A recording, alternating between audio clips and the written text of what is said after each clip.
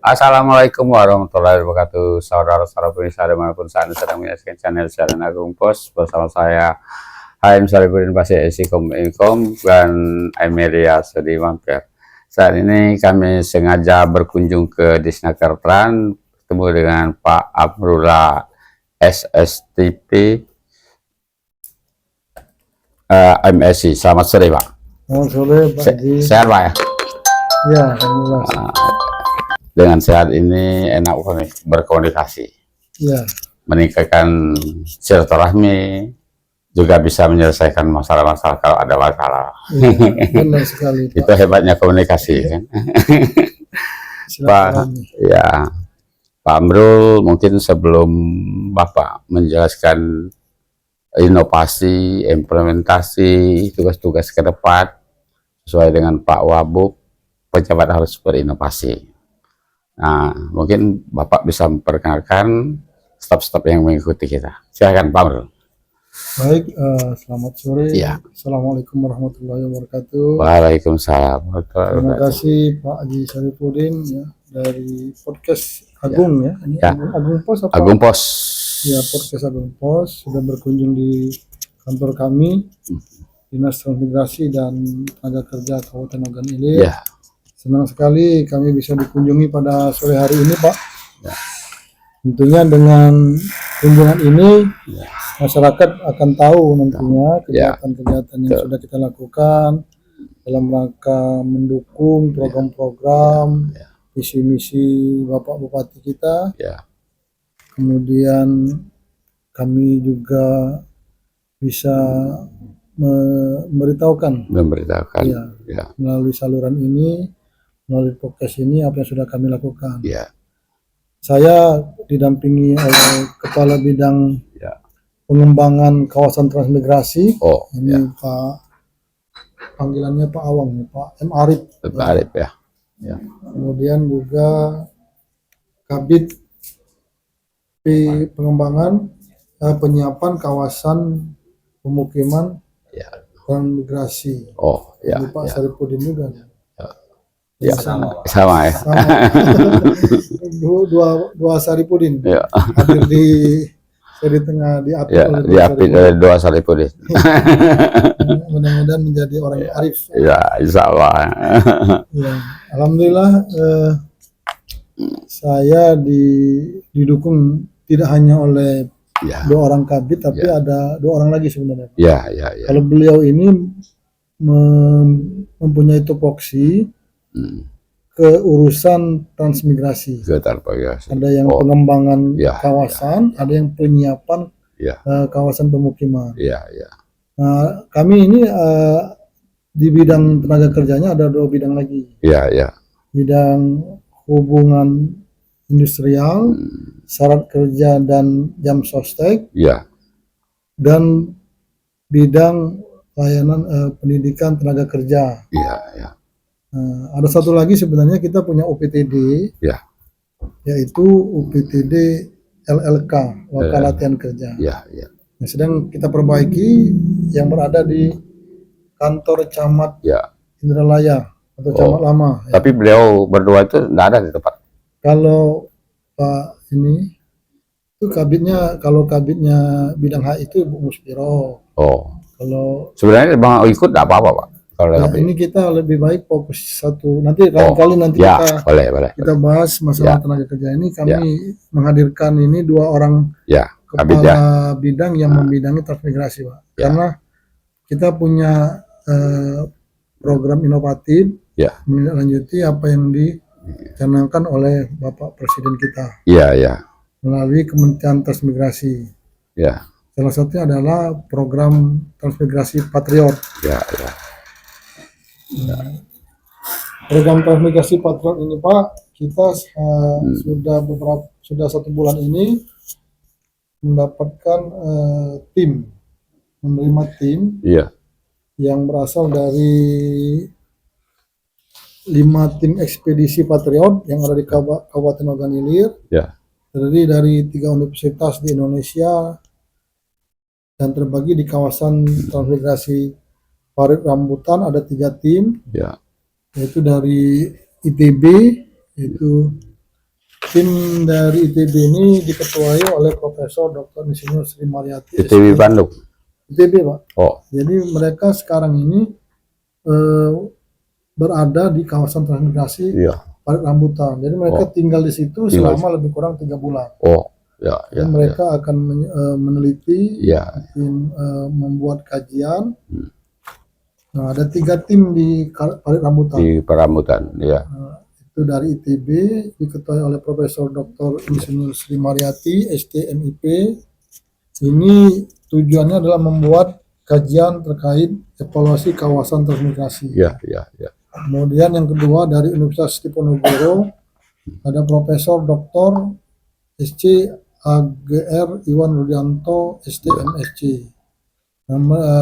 Fokus kajiannya adalah pengembangan ekonomi dan pemberdayaan masyarakat transmigrasi. Mereka ini ada di sana sekarang? Ada, Pak. Ada. Iya, satu lagi dari Pajajaran, Dr. Eso Solihin, SPMP. Itu membuat kajian pengembangan komoditi unggulan yang ada di kawasan Parit Rambutan. Iya. Nah, satu lagi ada kawasan transmigrasi kita ada di Morakuang, Pak, di Tanah Abang. Oh. Nah, ini ada juga tim Patriot. Itu namanya tim Patriot. Jadi tim yang dibuat oleh kementerian yang turun ke kawasan. Langsung dari kementerian itu ya? Dari kementerian, Pak. Ditugaskan, dibiayai, diongkosi oleh Kementerian Transmigrasi dan mereka tinggal di kawasan. Baik di Parit Rambutan maupun di Morakuang, Pak. Jadi tujuan analisis mereka itu apa kira-kira, Pak? Jadi mereka punya apa namanya itu punya kegiatannya itu nanti berbeda-beda, Pak. Iya. Jadi misalnya kita ada 5 tim nih, Pak. Oh, ya. Nah, 3 tim ada di Rambutan, 2 tim ada di Morakuang. Ini mereka ini beda-beda nanti. Outputnya, rekomendasinya. Iya. Ada yang evaluasi, melakukan evaluasi sejauh mana kawasan transmigrasi ini sudah berjalan. Ada yang tim kedua itu adalah pengembangan ekonomi. Iya. Pengembangan ekonomi, pemberdayaan masyarakat. Nah, nanti apa saja yang bisa dikembangkan di lokasi tersebut dalam rangka meningkatkan kesejahteraan masyarakat. Ini adalah pengembangan komoditas unggul. Apa yang bisa ditanam di situ, komoditas apa yang bisa ditaruh di situ, yang nanti bisa berproduksi baik. Iya. Ada lagi yang tim keempat adalah termasuk di Morakuang itu sama Pak. Jadi berbeda tim saja. Jadi ada yang 3 tim di Rambutan, 2 tim di Morakuang. Artinya hasil dari kerja tim itu nanti yang untuk kesejahteraan masyarakat. Semuanya tentunya malahnya ke kesejahteraan masyarakat, Pak. Iya. Kita ingin meningkatkan perekonomian dan kesejahteraan masyarakat di kawasan transmigrasi. Iya. Kalau di ini kan kita cuma ada 2 kawasan. Ada 2, ya. Jadi kawasan di Rambutan sama Morakuang. Iya. Selain dari itu, tugas-tugas mereka, tugas khusus itu tugas apa lagi mereka itu?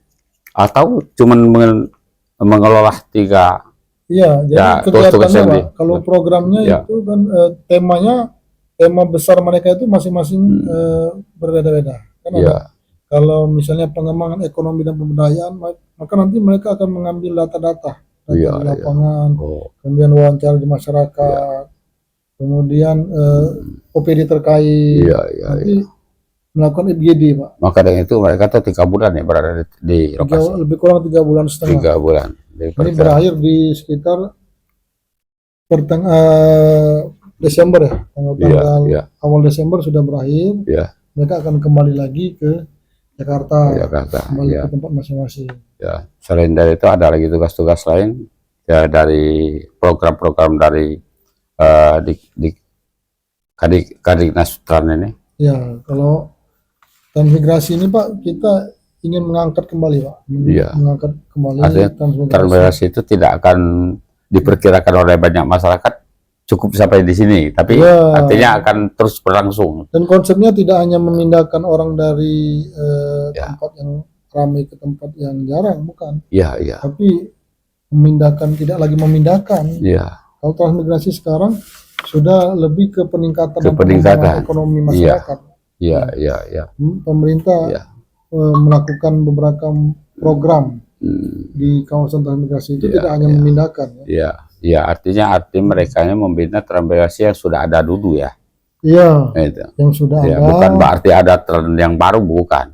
Bukan. Nah, kalau itu banyak programnya, ada juga, ada yang masih seperti yang dulu ada. Iya. Tapi sekarang ini lebih kepada pengembangan ekonomi. Ya, Pak, seperti saya ketahui, di 2 transmigrasi ini semuanya gagal, kalau saya katakan. Karenanya lahan mereka itu banyak seperti lautan ya, pasang surut macam itu, termasuk di Marakwang juga, itu sehingga lahannya gagal lahannya. Nah itu seperti apa itu nanti tim ini untuk melihat itu? Kalau kita melihat begini Pak, kedatangan transmigrasi ini kan dari berbagai daerah, ada yang dari Jawa Barat, ada yang dari Jawa Tengah, ada juga yang dari lokal. Nah, baik di Rambutan maupun di Morakwang. Setiap transmigrasi ini kan mereka punya LLU, lahan usaha, itu 1 hektar, 1/4 ya, 1/4. Kemudian pekarangan ya. Dan LLU-nya totalnya 2 hektar. Bukan 1 ada. 2 hektar lahan. Tapi terbagi, pekarangannya itu 3/4. Lahan usahanya tuh 1,5. Jadi totalnya 2 hektar ya Pak. 2 hektar. Jadi untuk di kita ini memang rata-rata lahan usaha itu adalah sawit. Iya. Pekarangan juga ditanami sawit ya. Jadi tidak ada yang awal sampai sekarang mereka itu ekonominya tergantung kepada perkebunan sawit. Memang kontur daerah situ cocoknya mungkin sawit. Makanya ini tim ini sekarang ini sudah menghasilkan belum sawit mereka? Iya Pak. Sudah menghasilkan. Karena sawit itu kan 4 tahun sudah menghasilkan. Tapi memang tidak cukup.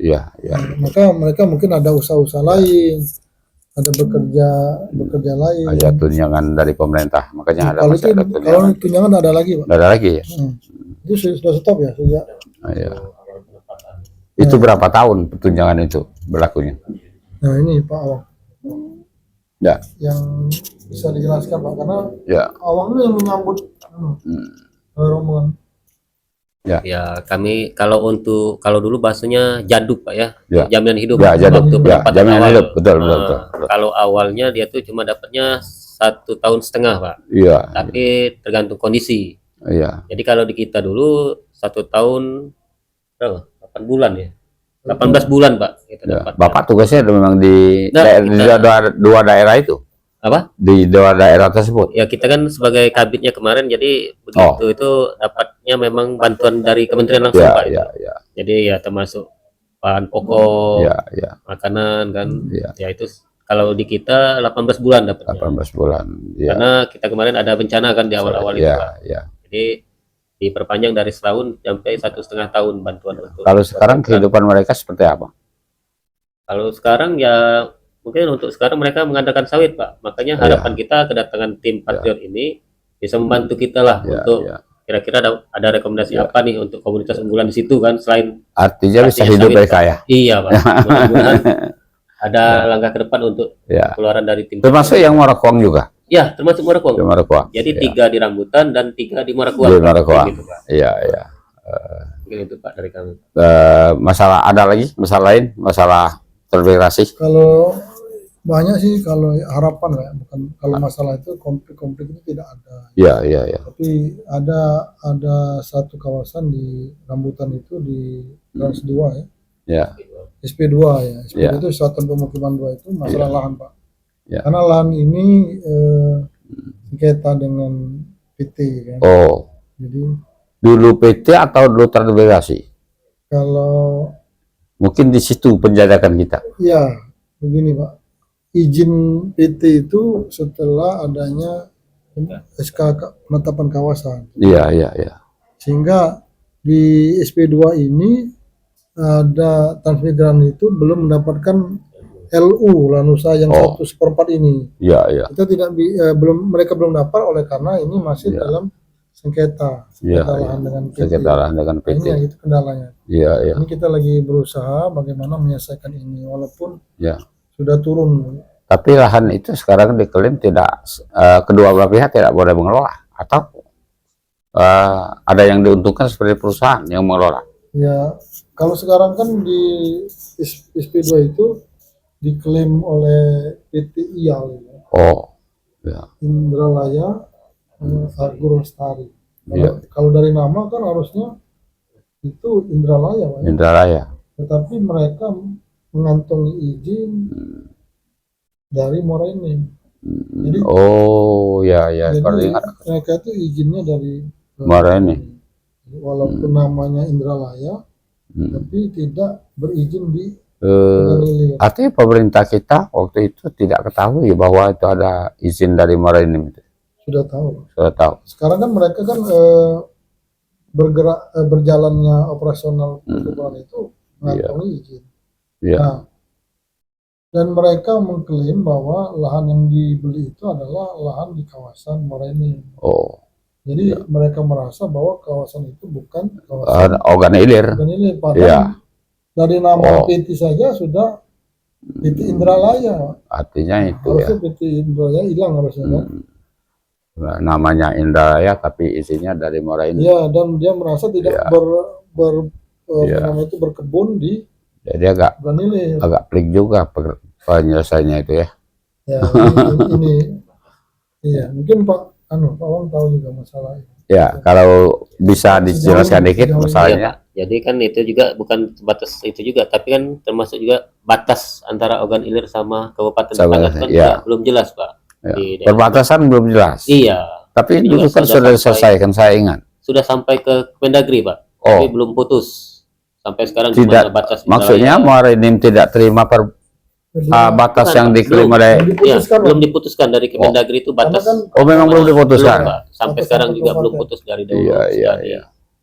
Kan kemarin juga sudah di 2021 kalau tidak salah. Iya. Sudah pernah turun juga tim kan ke batasan. Sejak dari Pak Mawardi itu kan sudah ada masalah. Iya benar Pak. Tapi sudah clear. Itu berapa orang itu Pak? Berapa? Belum dapat. Ya, tahu.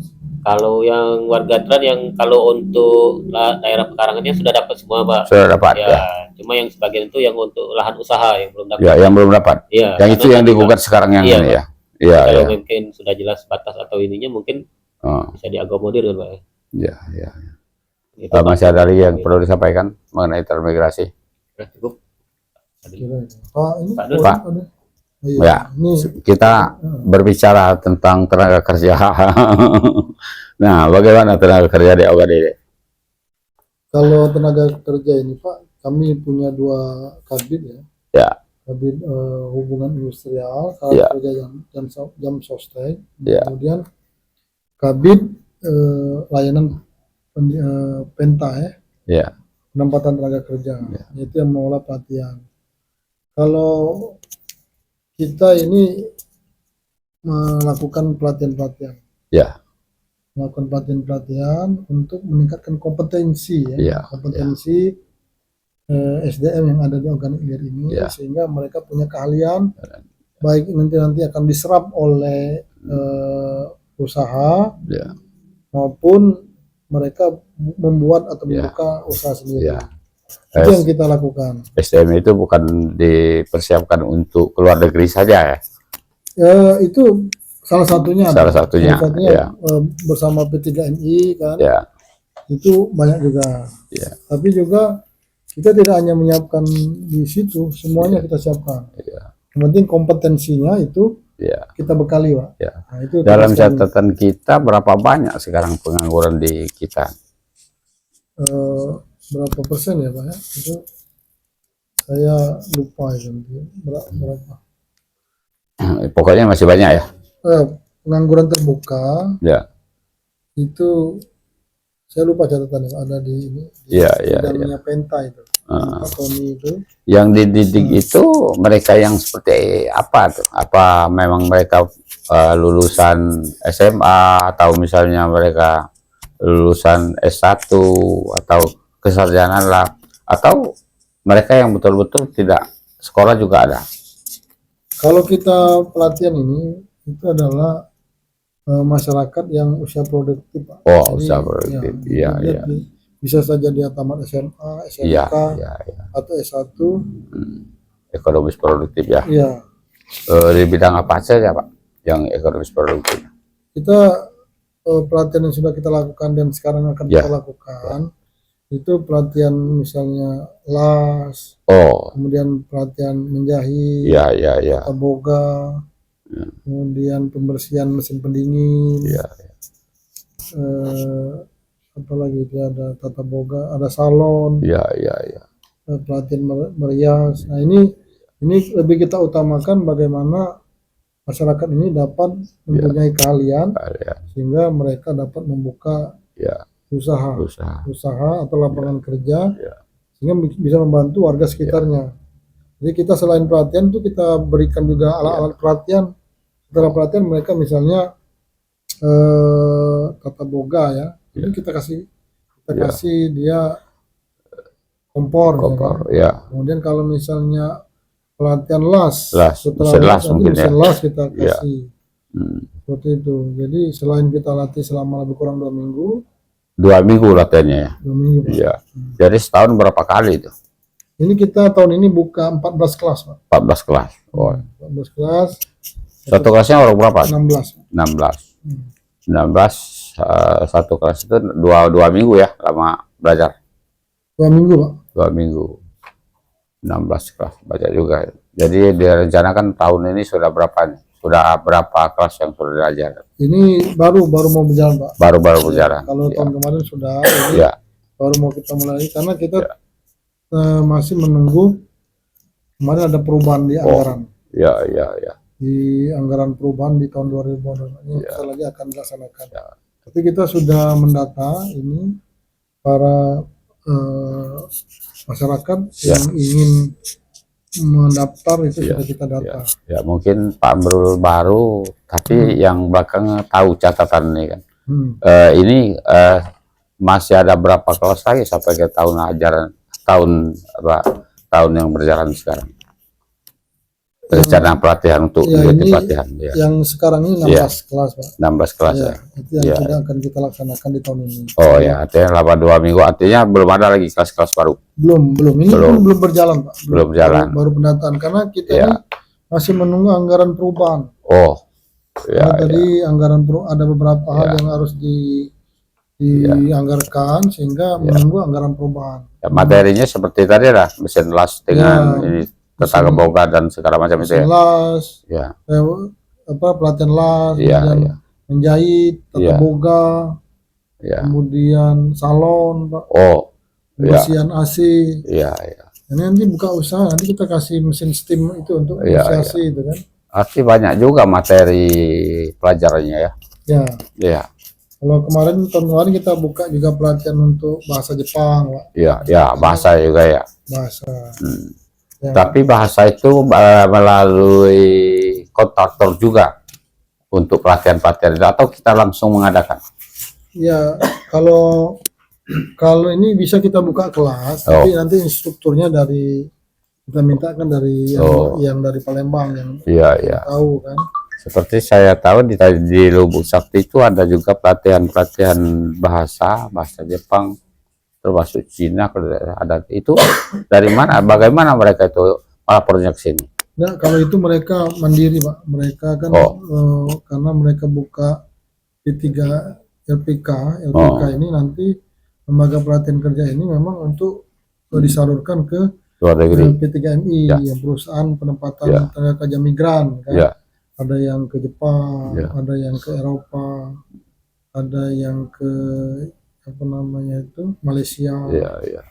Ini mereka kerjasama itu, FPK-nya kerjasama dengan P3MI. Mereka itu mandiri Pak. Mandiri. Ada tidak kaitan dengan pemerintah kita ya.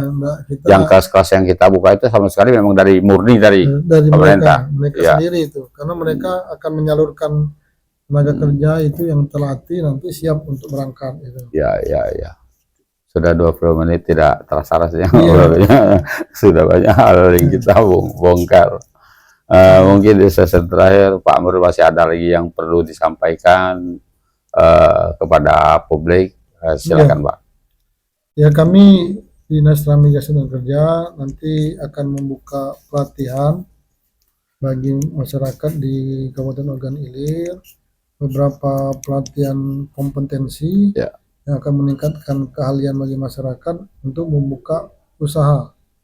Nanti ini tentunya akan mengurangi pengangguran di masyarakat. Nanti bagi masyarakat nanti yang tertarik, silakan nanti mengunjungi UPTD LLK kami, ataupun langsung ke Dinas Transmigrasi dan Tenaga Kerja Kabupaten Ogan Ilir, sehingga bisa mendaftar. Mungkin itu yang mendaftar ada, artinya mendaftar. Itu ada apa namanya itu? Ada semacam tes juga mungkin. Kita nanti verifikasi aja. Verifikasi. Itu mungkin yang program kami yang akan dirasakan oleh masyarakat. Tentunya juga kami mohon dukungan kepada semua rekan-rekan media untuk mendukung program-program yang akan kami laksanakan nantinya. Tidak hanya ini saja, Pak. Mungkin kita bisa lakukan lagi sosialisasi seperti ini, atau nanti kita kerjasama peliputan lah di kegiatan-kegiatan yang sudah akan kita lakukan nantinya. Artinya ke depan tidak akan terputus sampai tahun 2026, sampai kapanpun kira-kira tetap akan ada pelatihan-pelatihan. Insya Allah, Pak. Insya Allah. Kalau Pak Amrul masih ingat mungkin jumlah pengangguran kita itu sekitar berapa? Terserapnya berapa persen setiap tahun? Kalau tingkat pengangguran kita, Pak, masih cukup tinggi ya, tapi saya kurang tahu angkanya karena nanti saya takut menyebutnya salah. Jadi tadi harusnya ada kabit yang membidangi secara karena kan ini riskan, Pak, karena tingkat pengangguran itu datanya ada di Badan Pusat Statistik Tidak bisa sembarang. Bisa karena tidak bisa kira-kira itu. Tidak bisa kira-kira, Pak, karena ada pengangguran terbuka, ada pengangguran tertutup. Jadi yang memang tidak terserap, dan ada yang potensi yang misalnya tamat-tamat SMA. Ini kan ini potensi pengangguran. Tapi secara umum kita ada pembinaan mereka. Makanya tapi komitmen dari Pak Bupati tentunya menurunkan tingkat pengangguran. Tentunya. Jadi kita berusaha semaksimal mungkin bekerjasama dengan semua stakeholder. Kan kita kemarin mau membuka job fair juga dalam rangka meningkatkan pengangguran. Di masyarakat. Masih ada lagi yang perlu disampaikan? Mungkin nanti lain kali kita bisa lebih luas lagi. Nanti kita sambung lagi dengan melibatkan kabit yang belum. Saya kira tadi ini kita bicaranya separuh dulu tadi bicara masalah transmigrasi kan. Nanti lain kali kita bicara tentang tenaga kerja. Makanya data nanti kita buka semua di sini. Baik program-program apa saja yang mendukung untuk peningkatan menurunkan pengangguran di masyarakat. Cukup. Terima kasih Pak Sarif kunjungannya. Terima kasih pemirsa, sudah 30 menit tidak terasa kami ngobrol santai bersama Pak Amrullah. Lebih kurang kami mohon maaf, kepada Allah kami mohon ampun. Kami akhiri. Wassalamualaikum warahmatullahi wabarakatuh.